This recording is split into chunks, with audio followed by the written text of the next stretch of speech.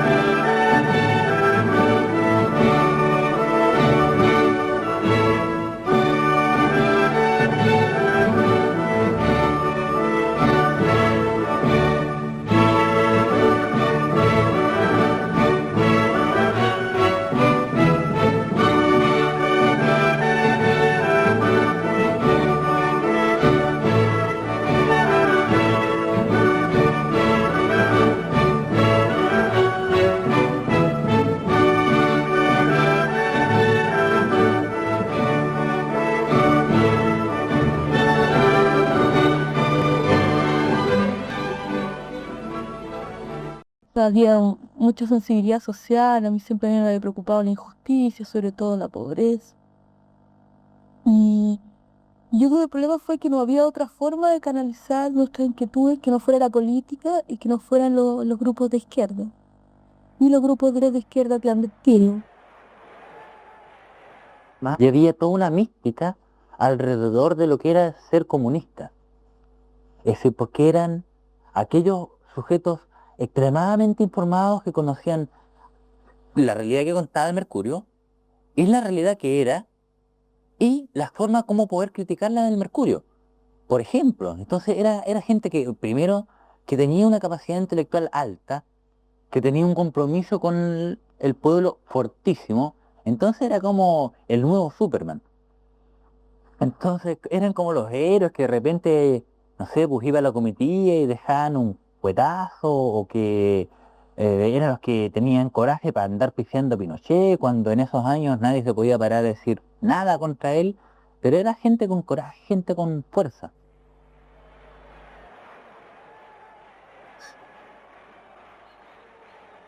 Y decidí regresar a Chile.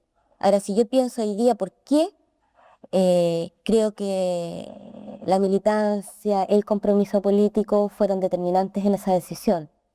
Porque la verdad que uno venía a un país con dictadura, bastante aislado, cerrado, represivo, no solo la represión política, sino que culturalmente represivo. Entonces, en realidad, la vida habría podido ser más grata allá, a lo mejor, que acá. Tenía amistades, cariños, afectos, amores, en fin, cosas a las que renuncié por venir. Y yo creo que esa decisión fue posible por el lugar que me ocupaba la política. Es que es tan increíble cuando cuando uno piensa en el pasado, y que es un pasado no tan remoto, y uno piensa que fueron actos bellos por sobre cualquier cosa, aun cuando su costo pudiera haber sido alto, aun cuando el riesgo que hubiera estado implícito hubiese sido mayor del que hubiera sido necesario. Sin embargo, fueron actos bellos, actos, no sé, actos estéticos, actos puros, actos, no porque, no, o sea, una cosa me da estúpida, no porque yo hubiera estado en ellos, sino que porque eran así. Más allá de que yo fuera parte de esos actos en sí eran así, eran bellos. Y bueno, todas las cosas en la vida me parece que se desgastan, ¿no? Y, y ese desgaste, bueno, yo también lo empecé a sentir en esta historia. Es decir, la historia no se mantuvo, sino no, la explosión no pudo ser permanente, ¿no? 叫什么？你说，为什么成梯书记和连长都比我们懂得多，看得远呢？因为他们是共产党员呢。 Y en lo político, bueno, se da ese choque también al interior de la organización, que es donde uno espera de alguna manera que en la medida que se está luchando por una sociedad más justa, más abierta, más libre, de alguna manera de organización tú vas a reproducir formas más libertarias de vida. Y claramente eso era muy contradictorio.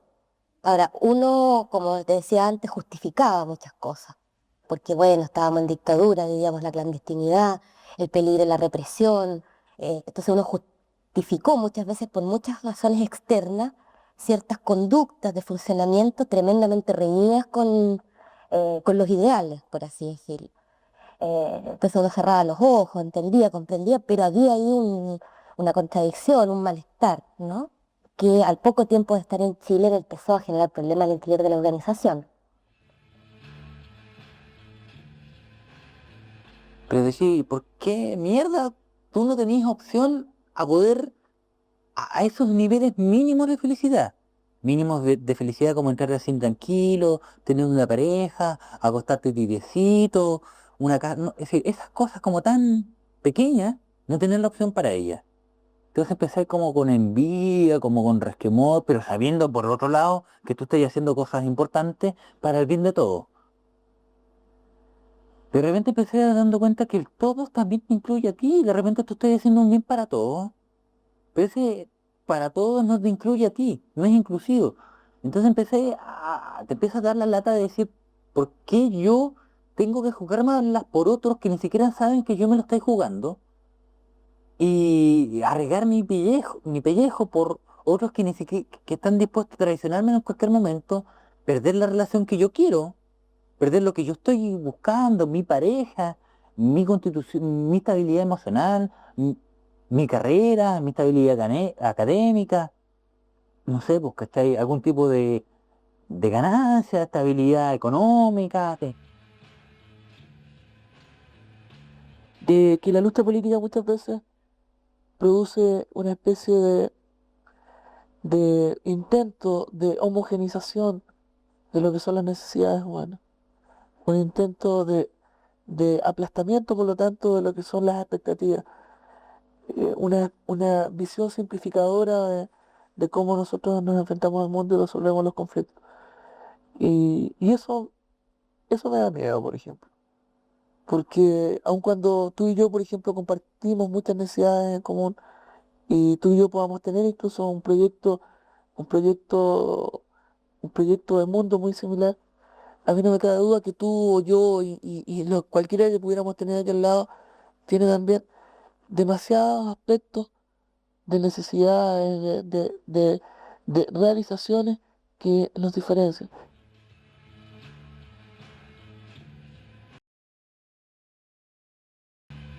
Desarmaron todos los argumentos, pues. Yo creo que te desarmaron mucho. Pero fue bueno porque es como te desarmaron, fue como paralelo a que también se me desarmó el deber ser de la izquierda. Yo creo que se desarmaron los deberes ser. Yo creo que en el fondo uno no creía, pero como que estaba ahí obligado a creer, porque como, por lo menos en dictadura era, eso es lo que pasó en dictadura, era todo tan opuesto, o tú eres de aquí, o tú eres de allá. En cambio ahora, tú ya puedes ser cualquier cosa, y nadie como que te juzga mal, o sea.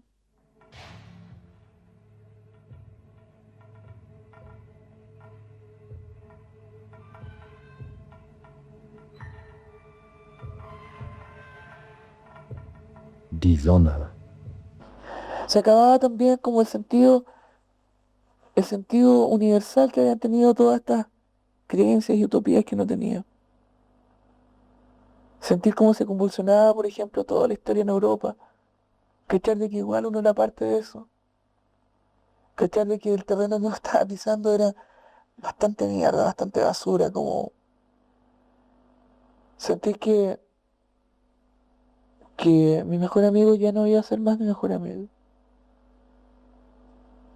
Sentir que la gente a la que yo había querido ya no estaba cerca, ya no estaba en la misma, estaba muy en otra, ¿no? Y yo cacho que se acabó la década y de alguna forma se acabó esa historia, ¿no? Creo que en mí o en la gente de mi generación, la llegada de los 90 fueron momentos así como de profunda como amargura, ¿no? De encontrarse a la deriva, de encontrarse frustrado, de haber sentido que el mundo se había acabado y que todo había sido farreado y de estar tremendamente solo, ¿no?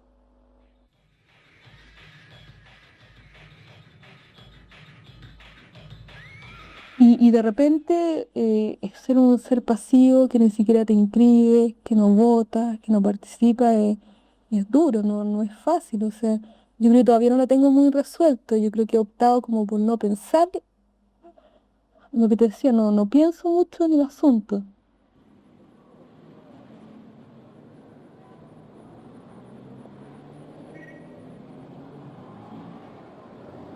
Bueno, aquí estoy yo, 12 años después, construyendo un mundo que no se puede construir porque estoy atrapado entre dos polos.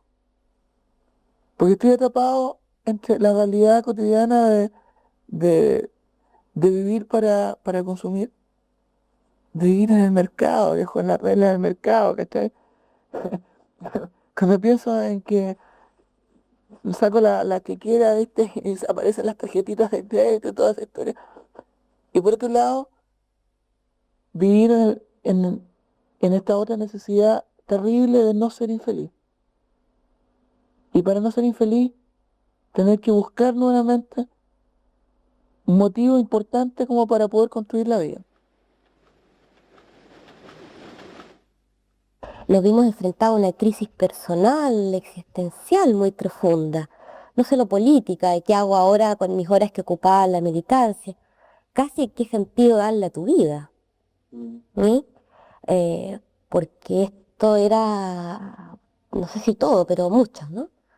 El- entonces, que la opción de la individualidad, de la opción de la vuelta al privado, a lo personal, estrictamente, tampoco es una opción que te baste, ¿no? O sea, como que hay una cierta vocación a involucrarse en lo social y lo político que tú no porque dejas de ser comunista la inhibes, ¿te fijas? Y, y porque, y es muy doloroso porque yo creo que uno creció, digamos, es como romper con la familia, no sé, pero es algo de mucha trascendencia que yo creo que no está, para mí no es un proceso totalmente, que yo sienta totalmente superado en lo personal. Em, y tengo rabias, tengo rencores, tengo afectos también, eh, tengo sentimientos todavía muy, muy encontrados con toda esa experiencia, que me cuesta hacer un análisis tranquilo.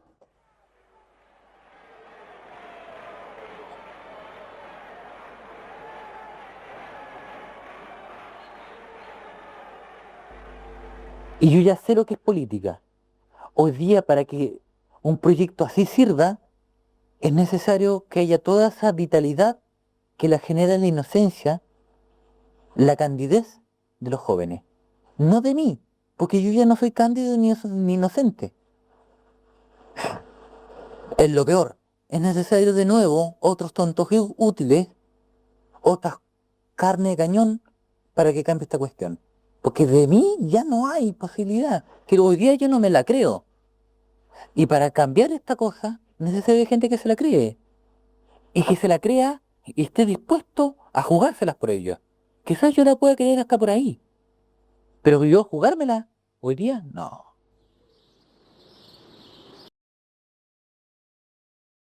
Algo en fondo mío se revela mucho contra eso.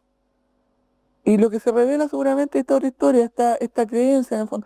Mira, en el fondo lo que pasa, cacho yo, es que aun cuando soy infeliz, aun cuando yo digo que no voy a ser feliz, yo quiero ser feliz. ¿Cachai? Y cacho que la única forma de ser feliz es encontrando como, no sé, como los grandes sentidos que uno pueda tener para vivir. Si yo no puedo asumir, no podría soportar que el único sentido que uno tuviera para vivir, puta, fuese llenarse de plata. Así que eso me parecería todo. Creo que todo lo mal, todo lo que uno se ha cagado de onda y todo lo mal que ha vivido, derivar exclusivamente de una weá como ganar plata y vivir para ganar plata.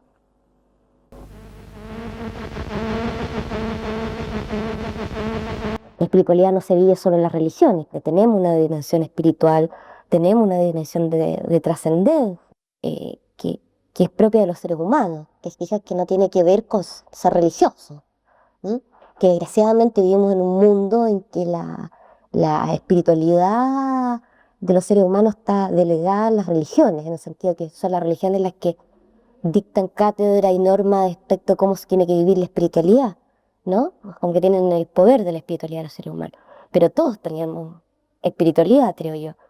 Y en ese sentido yo creo que los seres humanos necesitamos inscribir nuestras prácticas vitales con una dimensión más allá de lo pragmático, diario, cotidiano e individual.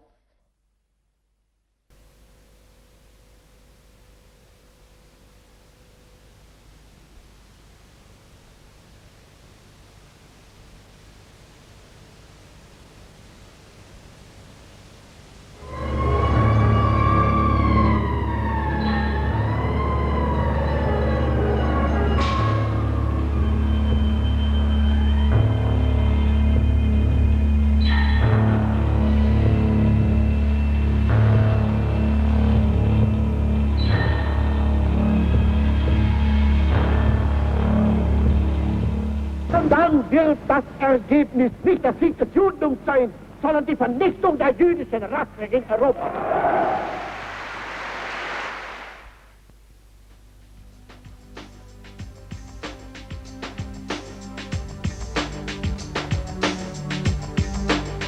El amor después del amor tal vez se parezca a este rayo del sol.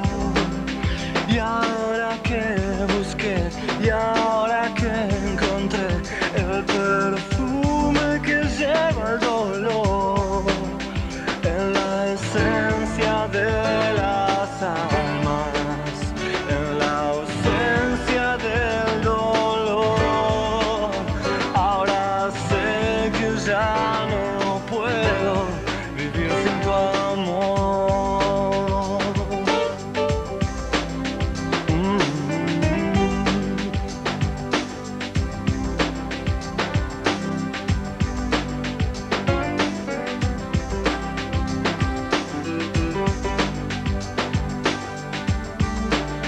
Me hice